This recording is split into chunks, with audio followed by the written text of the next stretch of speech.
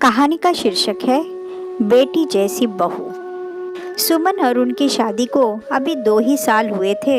सुमन माँ बन गई। कम उम्र में बच्चों को संभालना उसने बड़े आराम से कर लिया। पर अगले 2 साल में सुमन को एक और बेटा हुआ। घर में खर्चे बहुत ही बढ़ गए थे। अरुण की प्राइवेट छोटी सी नौकरी, जिससे सबका लालन पालन सब ठीक ठाक चल रहा था। पर आगे बच्चों के भविष्य को लेकर अरुण सुमन थोड़ी चिंता में रहते थे। वह अपने बच्चों के अच्छी परवरिश देना चाहते थे। तभी कुछ दिनों बाद अरुण को दुबई की कंपनी से अच्छा ऑफर आया। वहाँ पर अरुण का सिलेक्शन हो गया। सैलरी पैकेज भी बहुत अच्छा था, पर सबको दुबई ले जाने का खर्चा बहुत होता और अरुण परिवार को छोड़कर जाना नहीं चाहता था। इसलिए वह इस जॉब को ज्वाइन नहीं करना चाहता था। सुमन को पैसों की बहुत चाह थी, इसलिए उसने जबरन बहुत जोर दिया कि मैं यहाँ पे बच्चों को अच्छी तरह से पाल लूँगी और आप जाओ, समय समय पर बच्चे और मेरा खर्चा आप भेजते रहना। अरुण मन मारकर चला गया। धीरे धीरे उसका मन दुबई में लग गया। बच्चों की परवरिश भी बहुत अच्छे से होने लगी। दोनों बच्चे बोर्डिंग स्कूल में पढ़ने लगे। अरुण शुरू में तो 2 साल बाद आया और फिर आना बंद कर दिया। सुमन को लगा कि उसने गलत तो नहीं किया अरुण को दुबई भेजकर। अब अरुण पैसे तो भेज देता, पर आने में आनाकानी करने लगा। धीमे धीमे वह बीबी बच्चों से मतलब रखना बंद कर दिया। अब उसकी एक गर्लफ्रेंड भी बन गई थी। वहाँ की नागरिकता लेने के लिए उसने उस लड़की से शादी भी कर ली। अब तो वह घर आना जैसे मानो भूल ही गया।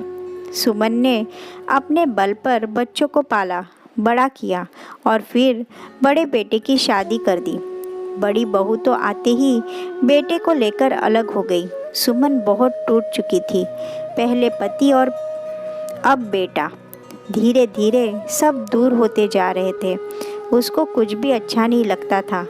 उसका कोई ध्यान रखने वाला नहीं था। उसका कहीं मन नहीं लग रहा था। धीरे धीरे वह बीमारियों का शिकार होने लगी। समय के साथ उसका शरीर जर्जर होने लगा। उसको अब बीपी और डायबिटीज़ की बीमारी भी हो गई थी। ऐसे ही चलता रहा। कुछ महीने बाद छोटे बेटे ने बताया कि मुझे एक लड़की पसंद है, मैं उससे शादी करना चाहता हूँ। सुमन ने सोचा कि यह काम भी करके मैं अपनी जिम्मेदारियों से मुक्त हो जाऊँ और अकेले जैसे तैसे अपनी ज़िंदगी जी लूँगी। शादी भी बड़ी धूमधाम से बिना अरुण के आए बीत गई।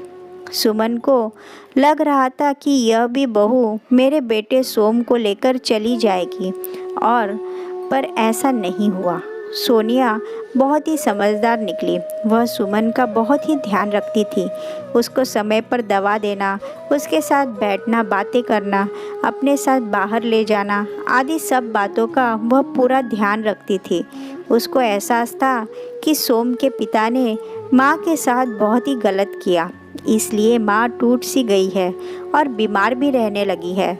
सोनिया के ध्यान रखने से सुमन अब स्वस्थ होकर खुश रहने लगी, मानो जैसे उसको बहू के रूप में एक बेटी मिल गई हो।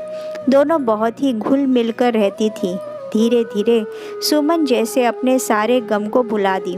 1 साल बाद सोनिया माँ बन गई। अब बच्चे के आने पर सुमन का समय कहाँ चला जाता था पता ही नहीं चलता था। वह बहुत ही खुश रहने लगी। उसको लगा कि मेरे जीवन में सोनिया जैसी बेटी ना आती तो मेरा क्या होता।